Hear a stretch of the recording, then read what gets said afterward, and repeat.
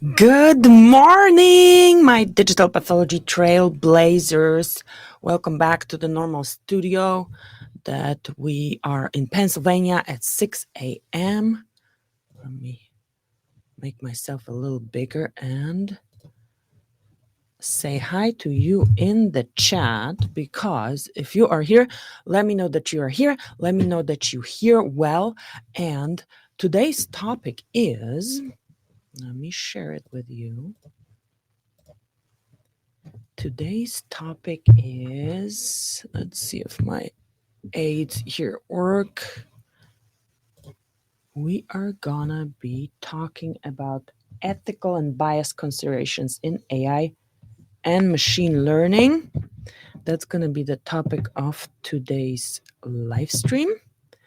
Let me know that you're here, because I see that some of you are already here. How did you recover after USCAP? If you've been there, if you haven't been there, there are podcasts, live streams, and of course, a bunch of LinkedIn posts, not only from me, but from everybody who was at the conference. So that's the United States and Canadian CAP, College of American Pathologists. No, sorry, CAP is College of American Pathologists, and the other one is Association of, and we actually, our paper is from ASCAP as well. So United States and Canadian Academy of Pathology. So that was the conference the week before last, end of 22nd to the 20 March, sorry, guys, 22nd to the 27th of March. So who was there? Let me know in the chat that I was at ASCAP and I saw you.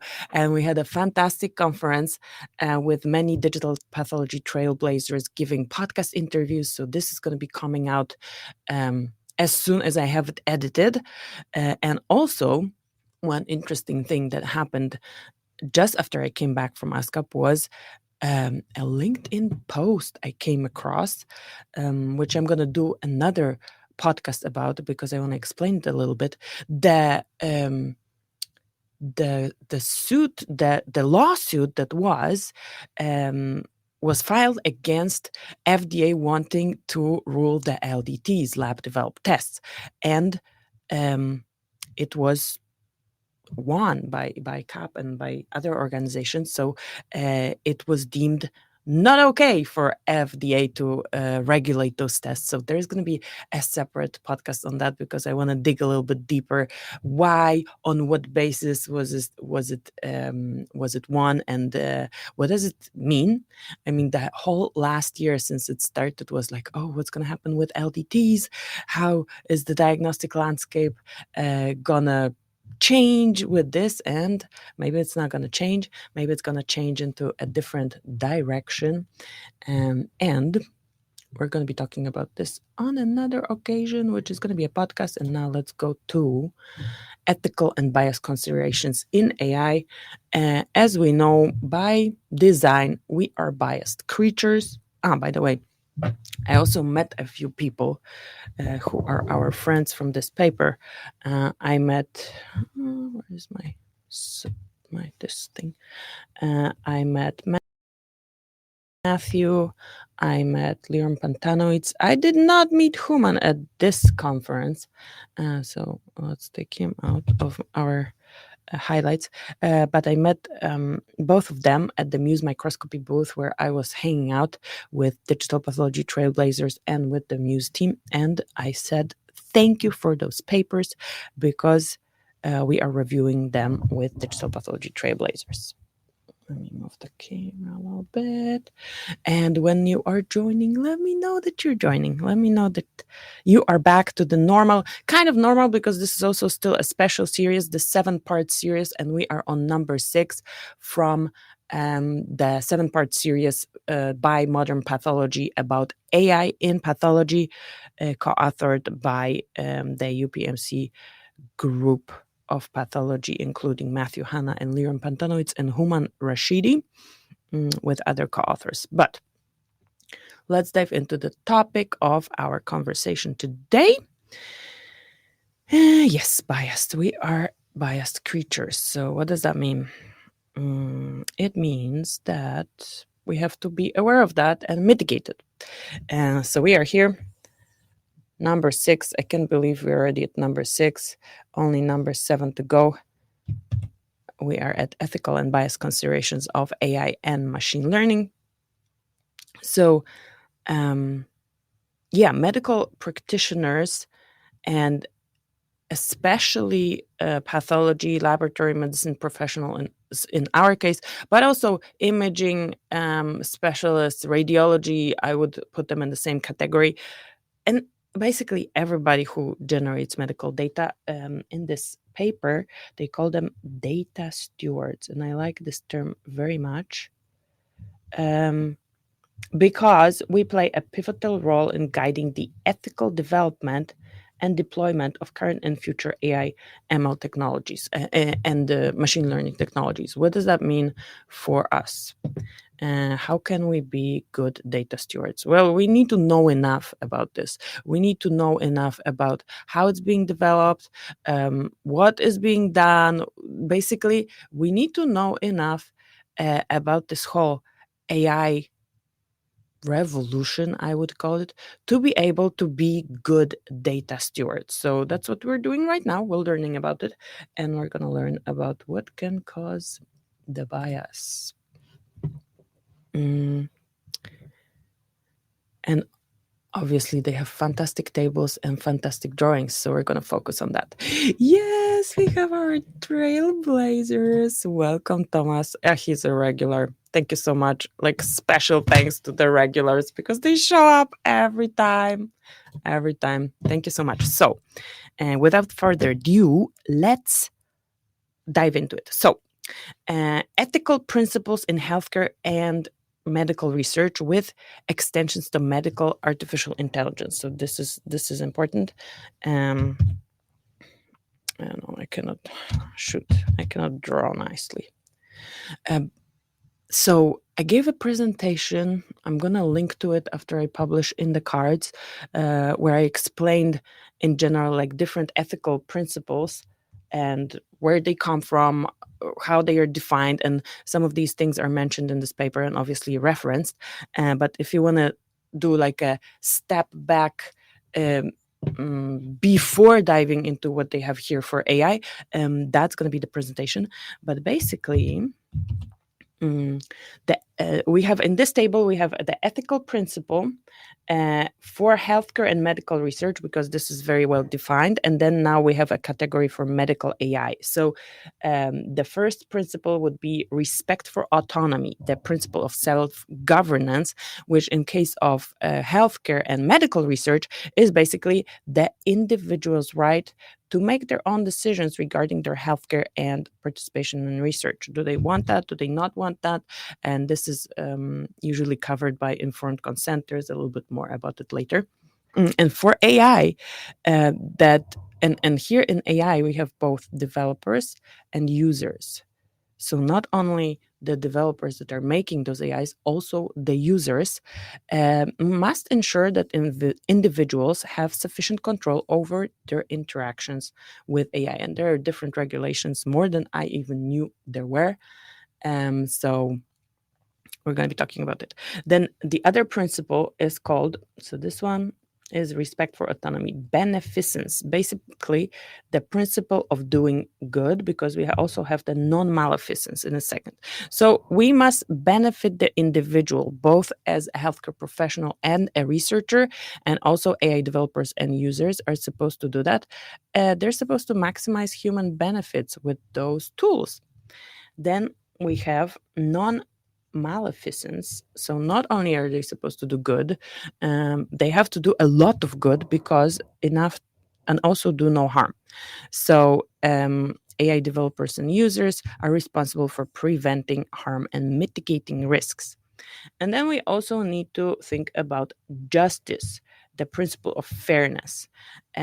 So for physicians and researchers, it's that the treatment of individuals is fair and equitable, regardless of factors such as race, gender, socioeconomic status, and medical condition. And AI developers need to work on that as well, promoting equity regardless of factors such as race, gender, socioeconomic status, or medical condition. And it always, these things, okay, let's go to accountability, and then I will tell you a little story or a little thing that comes to my mind when I read this statement about factors such as race, gender, socioeconomic status, and all that. So accountability, we need to be responsible for our activities. So the doctor is physicians, researchers responsible for what they're doing, and also AI developers and the users, but they're accountable for ensuring that AI is designed, implemented, and operated ethically, transparently, and reliably. And so this justice, I mean, it's not funny, but I always think about how it evolved. So I recently had my citizenship interview for becoming a U.S. citizen, and one of the questions that they ask you there is, what is about amendments to the Constitution, and they ask you about one of the amendments about voting, like what is who can vote, and the most recent one is everybody who is a U.S. citizen over 18 can vote, and the evolution towards that step was white males could vote, then all males could vote, and then females could vote, and now everybody over 18 can vote. So yeah, that's about justice and how it evolved in the U.S. Constitution. Moving on, I'm going to skip the text because they have fantastic tables, and we're going to focus on that as well today. Okay, so we now know the rules, the principles. So we have the principles. These are our ethical principles: respect for autonomy, beneficence, non-maleficence, justice, and accountability. And where can this bias come from? From us who are creating AI, because we are biased creatures and we create biased tools, and we have to figure out how to make them less biased, so how to make them evolve like the U.S. Constitution did. So let's look at this table about where the bias can come from. So we have the type of bias. Here in the left column, type of bias, what the descriptions and examples of in pathology. Some are very specific, some are less specific, but obviously data bias. This one is pretty like self-explanatory. And let me know if you are joining live, and just say hi. That's always super nice when I hear from you in real time. So data bias is basically if we have biased data. What does that mean, biased data? We have underrepresentation, overrepresentation, or misrepresentation in our case of pathology cases. And for like example, if in pathology would be overrepresentation of certain demographics in diagnostic data sets. How can this happen? Like you work with one institution and they have data from one institution, and that's already biased data. So, you know, how do you overcome? You try to have your data sets as diverse as from different places as possible. Then we have algorithmic bias.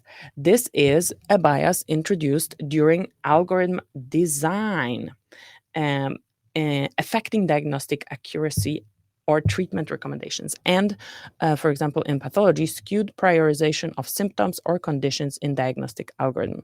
So this can happen by design or not by design. And by design, I mean, if you prioritize the correct one, then it's okay. But, you know, then there is always potential, like, how do you know that these are correct ones?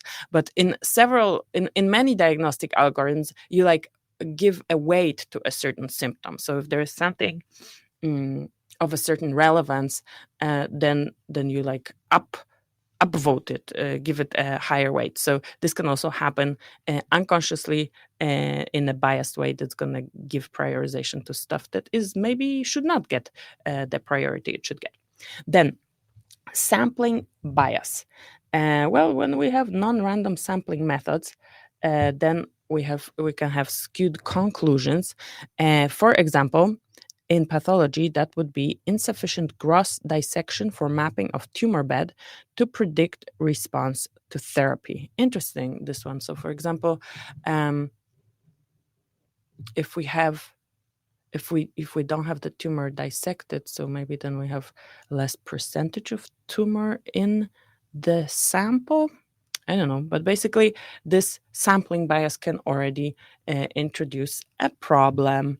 Then we have measurement bias. Measurement bias are inaccuracies in diagnostic tests or imaging technologies affecting treatment decisions. And here for pathology, it's going to be variation in test sensitivity or reference ranges across demographic groups. Then we have labeling bias, and misassigned labels of classification influencing disease prediction models, and that's pretty let's call it close to my heart in the development of image analysis algorithms for pathology, because often you rely on annotations. Now we have models that don't do, they have self-supervision and work in different ways, but historically it was a lot of annotations by pathologists, and they annotate in a different way. So you basically introduce subjectivity at the stage of labeling your data, and or you can mismatch reports to samples. There is potential for error, potential for bias, but mostly subjective interpretation of biopsy tumor grading results. This is an easy thing to introduce bias in. Prejudice bias. Bias from preconceived notions about certain disease or patient groups influencing pathology diagnosis. Then we have stereotypical assumptions about patient demographic influencing diagnosis or management decisions.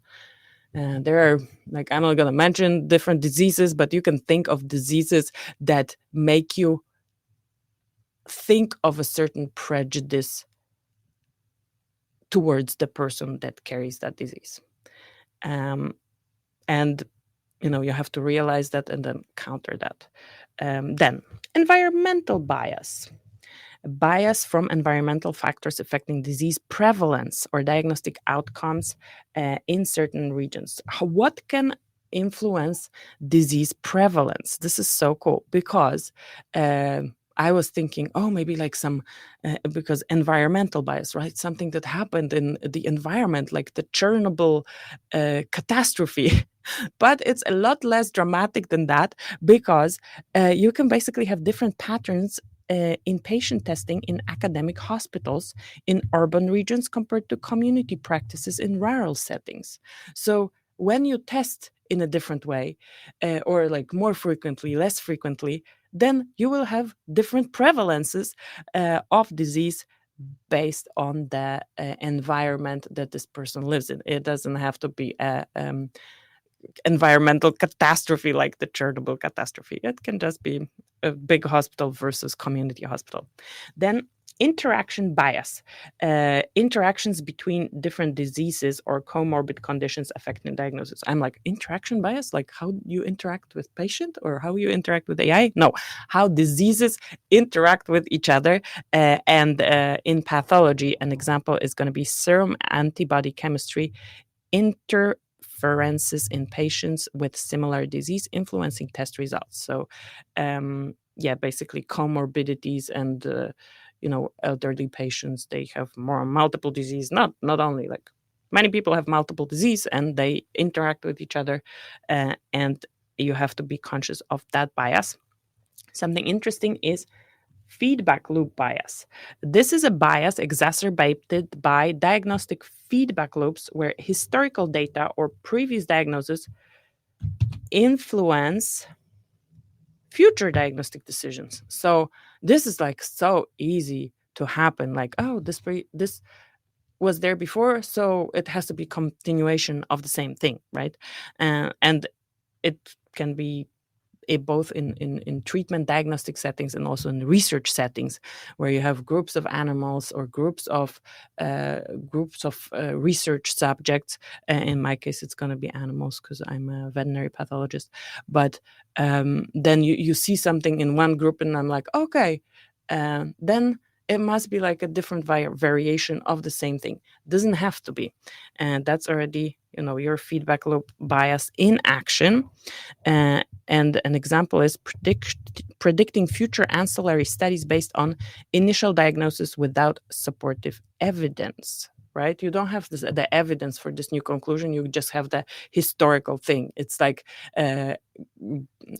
acting according to the best predictor of future behavior is past behavior. Well, maybe in psychology this tracks, but in medicine and research, you should have some data backing it up. Representation bias from inadequate representation of diverse populations in diagnostic data sets affecting accuracy. So that was a little bit connected to this data bias. And you have underrepresentation of minority populations in genetic screening databases. It's funny when I read that, because underrepresentation of minority populations, they're going to be underrepresented because they are minority. But then, it's like a vicious circle. Because they're minority, they're going to be underrepresented. Anyway, there's less of them because they're minority. And then you don't actively reach out or find this data to have the representation, at least to the level that it's actually represented in the population. And temporal bias, this is something like, some of these I have no idea how you should overcome, or you even can overcome. You just have to monitor and be super conscious about it. Oh, welcome, Monica. Amazing to have you here. Thank you so much for joining. So the temporal bias is due to changes in disease prevalence or diagnostic criteria not reflected in historical diagnostic data. And something that can happen in pathology is evolution of disease classification, leading to discrepancies in historical and current diagnosis. And I think this is currently happening for cervical cancer screening and also maybe urinary bladder cytology. It's happening as we speak, and the historical data is not going to match the current data because the scoring criteria changed. Also, probably IHC scoring criteria for different markers, including HER2 and others. Anyway, that's something that I don't know how to overcome. Maybe you need to have a time cut point and say a different algorithm for before that cutoff when the criteria changed, and a different one after. Okay, transfer bias. Bias from differences between diagnostic practices in training hospitals and those in community settings. We had something similar here, the environmental bias. And yeah, we have variations in diagnostic criteria between academic and community healthcare centers. So here's a variation in diagnostic criteria. There, it was basically different patterns of testing, but kind of connected. And then confirmation bias. Initial beliefs or diagnostic decisions influence subsequent interpretations or actions. This is also another thing that we have hardwired in our brain. Shortcuts based on something that we already know. We extrapolate other information, and then a pathology example favoring evidence that confirms initial diagnosis or treatment plans without considering contradictory information. So we always have to check ourselves. Check your bias. There's a lot of biases to check. So very important in the context of medicine research AI. And let's look at this figure where we have a list of guidelines that actually can be used. So one, not argument, but something that a statement that people say, like, where are the guidelines? The regulatory agencies, they are lagging behind. How do we do it? Well, there is a lot of guidelines that I didn't know existed, but now I know, and you will know as well. So these guidelines are for respective stages of AI in the medical life cycle. And we're looking here at the medical life cycle. Let's see if I can make it a little bigger to show you each of those parts. So let's start. So what is this medical life cycle? We have the research and development at the beginning of the life cycle. Then we have clinical implementation at the end, and the parts where we are very active as researchers, as clinicians, physicians, pathologists. For me, it's going to be preclinical development. Then we have clinical trials and clinical translation.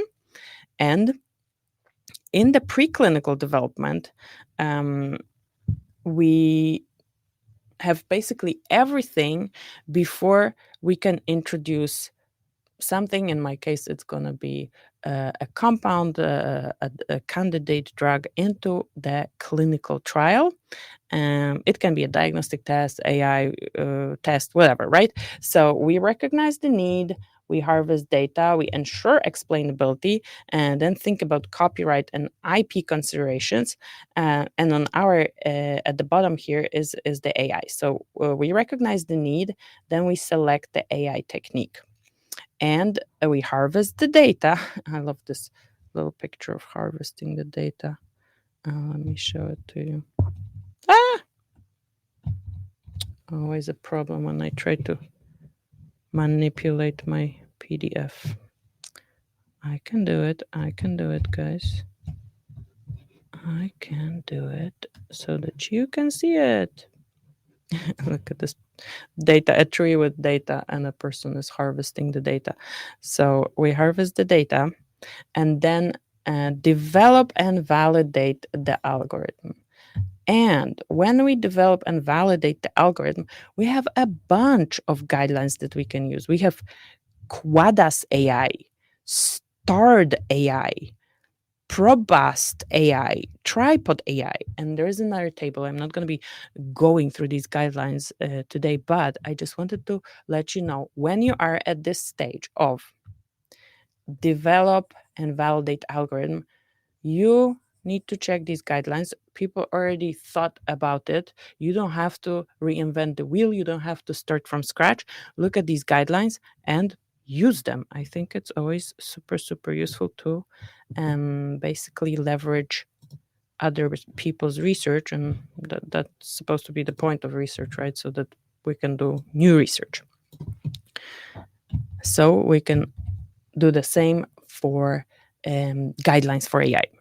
Then, what have we done? We have developed, we ensured the explainability, and then we published our research, checked the copyright here, and we now developed a product and integrated with digital systems. Oh my goodness, if we're here, we're really, really advanced, but then we need to go to clinical trials. So we go and we have another set of guidelines for different phases of the clinical trials. Let me make it bigger for you again. So phase 1, 2, early, we can use the decide AI. Decide AI. Phase 3, clinical, we can do spirit AI and CONSORT AI. So we already have different guidelines. And then when we are the luckiest of all and also the best researchers of all, we go into the clinical implementation, clinical translation, and then we deal with regulatory agencies, right? So we have regulatory inspection and approval. We analyze the health economics. We release to market and then adopt, scale, and check if there is a return on investment. And we have the system health surveillance and updates. These this last part is already with authorities, with regulators, before we have guidelines that we can apply. And obviously the regulators and authorities have their own guidelines, and if you don't meet the criteria that they have, then they're not going to be even talking to you. But the point of this is to show you that there is guidelines that you can yes, and Monica, thank you so much for this comment. FDA also has recent regulations for developing and validating algorithms, both for preclinical work, for clinical work. On the preclinical side, it's very much risk assessment based, so very not catering, but addressing the principle of beneficence and non-maleficence. So if the benefits have to very much outweigh the risks, and also explainability and different things. So they are crafting those guidelines according to the principles that we are learning about in this in this paper series. So let's see how something can become biased. Well, we see that it's not too difficult to bias something because we have so many different sources of bias.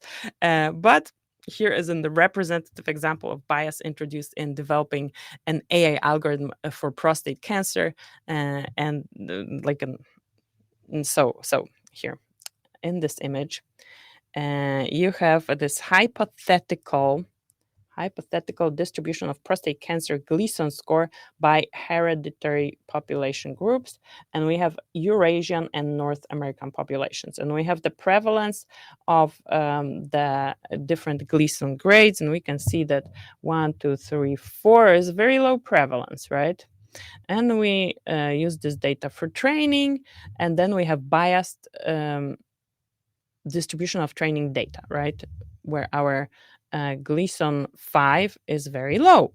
And our AI robot gets this and applies this to diverse patients, whereas the training data was not from diverse, not geographically diverse. And then it says positive for populations with low Gleason grade 5 tumor prevalence and negative for populations with high prevalence of Gleason grade 5 tumors, right? So we have positive in the areas where the data was taken from and negative in the areas where there was no data. But if we use data from South American, African, and Oceania populations as well, which we can see that their Gleason grade 5 prevalence is a lot higher than in the previous data, and we combine the data sets, so we have both the North American and the rest of the world, South American, African, and Oceania, we have a different distribution of training data, unbiased, representative. And then we can see that actually this prediction of prostate cancer outcome is positive for all populations. This is easy to produce, this type of bias, because access to data is difficult. Like, how are you going to get data from all over the world? It's difficult. But nevertheless, if you want an unbiased algorithm, then you need to do that. Unbiased generalizable algorithm. If you you cannot do that, then you cannot apply this algorithm to those populations that were not represented in your data. And this is what the authors and I mean by check your bias. Where can you be biased here?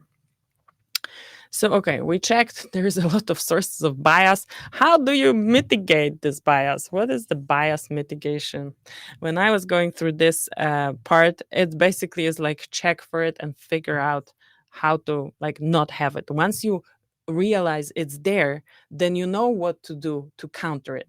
And another comment regarding our FDA discussion that multidisciplinary involvement is required in this. Yes, very much. So in general, in digital pathology, it's already a multidisciplinary field where you have everybody involved in the care actually working on this, IT, lab professionals, pathologists, obviously, but then clinicians or treating physicians getting the data from digital pathology. Also, like other specialties like dermatologists showing slides to their patients that were generated by digital pathology. And then next level is AI, because now we have developers, now we have computer scientists, engineers in that group. So definitely, and statisticians, like everybody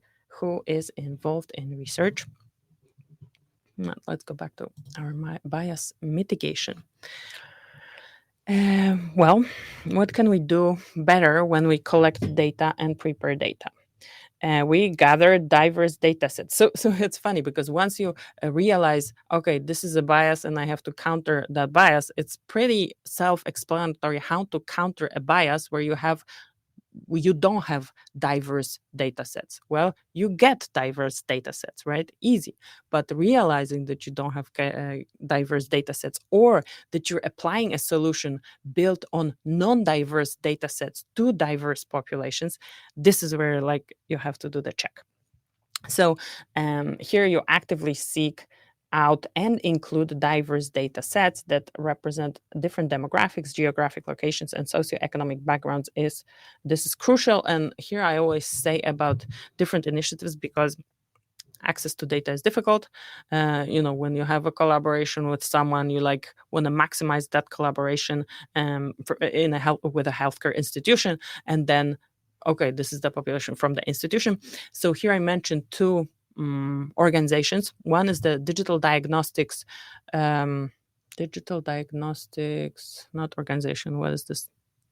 Foundation, Digital Diagnostics Foundation, started by Matt Levitt, and that is basically his goal. He gathers data from diverse populations, pathology, radiology, all the medical data, and whoever wants to get access to this data then works with the foundation, both on the data providers, so healthcare institutions and patients, and the data users, meaning the institutions that want to develop tools or use this data. And they are supposed to be, or their role is to be an honest broker in the handling of this data. And another initiative that is happening actually in January next year, they will have their annual meeting in Berlin, Germany, where I studied. So maybe I did my PhD and my residency. So maybe I should go there and do a live streaming from this event. And that event is the annual meeting of the Big Picture Consortium. This is a private-public consortium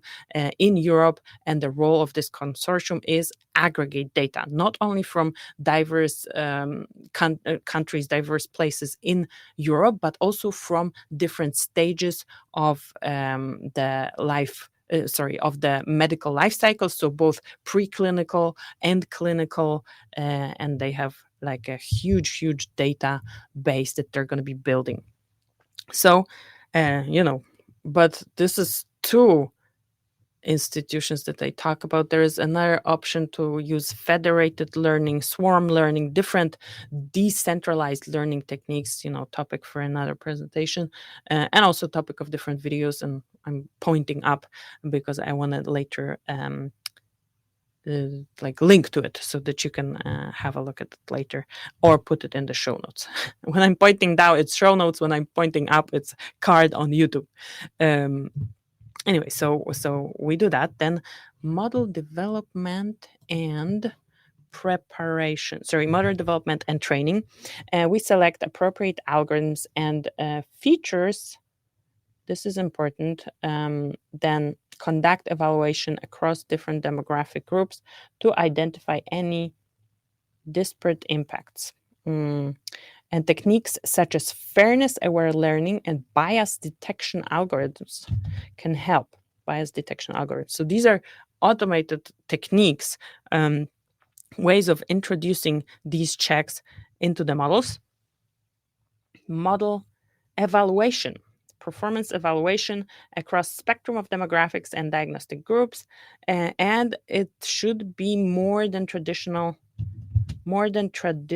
accuracy metrics, and include bias and fairness assessment.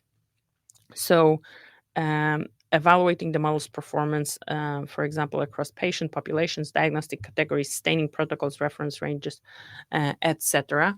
So there was one publication that we actually talked about in one of the Digital Pathology digests, where there was an algorithm that you could apply to your algorithm, or like to your data. No, sorry, to your data, to show like a performance checker. I think maybe like bias checker, where you run an AI algorithm on data, and this other algorithm is showing you on which data it didn't really perform because the data was out of distribution compared to the training data of the algorithm you were checking. I know it's a convoluted explanation, but basically it shows you the subset of the data that your algorithm that you're evaluating is working well. You can use it there. And then it tells you the rest, no, don't use this algorithm on the rest of the data. So what do you use? What do you do with the rest of the data? And the rest of the data is going to be images from patients, right? You maybe send them back to the pathologist, or you maybe use a different algorithm that's more optimized for, a specific demographic, a specific presentation of a tumor and things like that. So there is a lot of research going on this. Model deployment and ongoing monitoring. Regular bias assessments throughout the AI model life cycle helps identify and mitigate biases as they arise, including pre-processing steps, algorithmic adjustments, and post-deployment monitoring. So basically, a little bit of a never-ending story. You need to monitor, you need to check. And there is also interpretability and accountability. And here, concepts like explainability and self-reflection come into play. Self-reflection, for example, self-reflection, introspection, specifically allows AI models to analyze their own decision-making processes by identifying the biases and factors that influence their outcomes. So this concept was new to me. I didn't know there was like a way to flag biases with an AI, right? And explainability is the I would call it branch of AI science that ensures that AI decisions are understandable to stakeholders and end users by providing clear justifications of their predictions, outputs, and actions. And words of wisdom here: effective bias mitigation requires a holistic approach. Like, really? Yes. Now, after listening to me for 42 minutes, you know that it's not like one fixes all, like in life, right? Holistic approach at multiple stages of development, and something that guides everything here are the FAIR principles. So FAIR principles regarding data, they refer to findability, accessibility, interoperability, and reusability principles. Is our data always fair? No, there's a fantastic graphic for this as well. So what does that mean, that it's findable? The data is findable. Like, I always think, let's think about annotations. Are they reusable? No, they disappear in your algorithm, and then you never see them again. Hundreds or thousands of pathologists' hours of work. But let's start with findability. Let me do this highlighter. Findability. Data is assigned a globally unique and persistent identifier. I don't know. When I go through these FAIR principles, I'm thinking we're not that fair when it comes to data.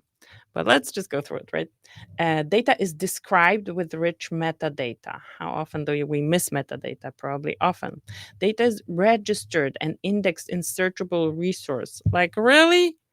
In present for a lot of data that I am thinking of. Searchable. Like, only recently have we come up with ideas, and I saw some of these at USCAP, to search images, right? Not only based by metadata, but also by image. And image data is a super important part of pathology data. It's like crucial part, right? Metadata specify the data identifier. I mean, okay. But now let's stop complaining about how little of this is actually available.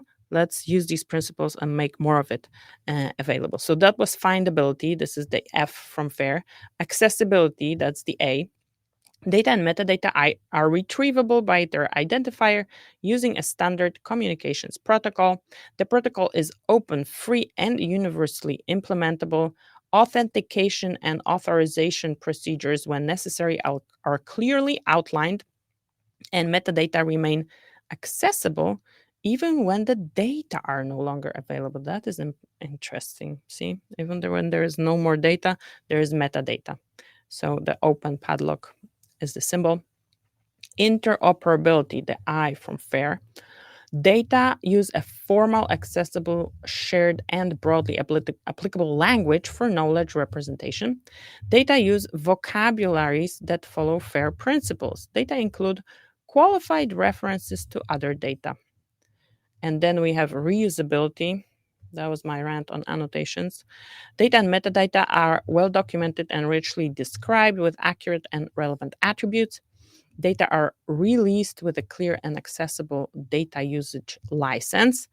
And here I want to give a shout out to the authors and to Modern Pathology, because we have a license that allows us to use these papers for activities like what we are doing right now. Data sources are shared. Data are shared alongside methodologies and research results. So these are the FAIR principles that we should adhere to when we generate data and when we build stuff from this data. Oh, and here we're going back to the guidelines that can guide you when you develop some AI algorithms. Let me show you the original image that we were discussing, this one. So these QUADAS, STRAT, and all these different guidelines, there is a special table at the end of this paper. And it gives you the list of those guidelines: Start AI, Tripod AI, Probust AI. It tells you what is the purpose. So, for example, for Start AI, reporting standards for studies, evaluating diagnostic AI algorithms, ensure transparency. Then, when are you supposed to do it? Evaluation before diagnosis, and how it corresponds to the FAIR principles.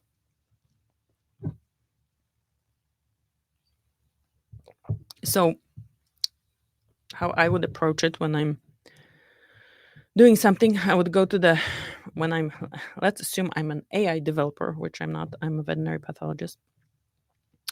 But somebody who manages the development of these algorithms. When we develop and validate, then we have QUADAS, STARD, Probust, and Tripod, and we go to the table and we check. Okay, do these apply to us? How do they relate to the FAIR principles? When do we do? Tripod is for development of diagnostic tools, and then Probust is development of diagnostic and prognostic tools, so wherever, right? And then we have a lot more of them, a full table. Let me just tell you the timelines when we're going to be using them. Development and validation of AI algorithms, reporting of AI studies, development and validation of AI models, integration into clinical decision-making, clinical trial protocol. So this one is important specifically for people working with clinical trials. Reporting of AI. So like there's one for clinical trials and there's one for reporting clinical trials. SPIRIT is for clinical trial protocol. And then CONSORT AI is reporting of AI clinical trials. And then QUADAS AI is reporting of AI studies. So we have a lot of them, and we can use them.